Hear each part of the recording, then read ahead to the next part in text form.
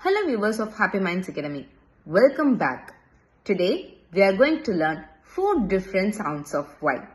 The letter Y is often called as rebel because it acts as both consonant and vowel.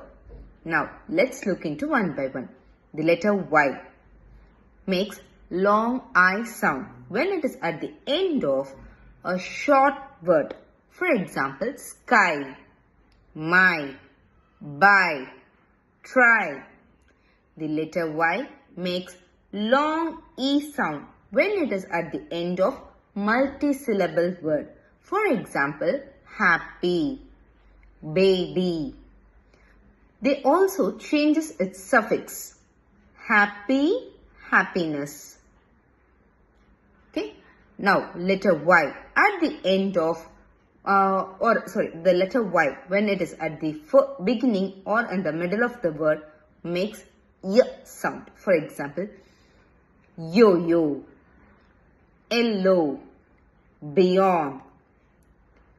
Now, when a word ends in a vowel followed by Y, the letter Y remains unchanged. For example, while adding suffix. For example, play, playing, toy, toys.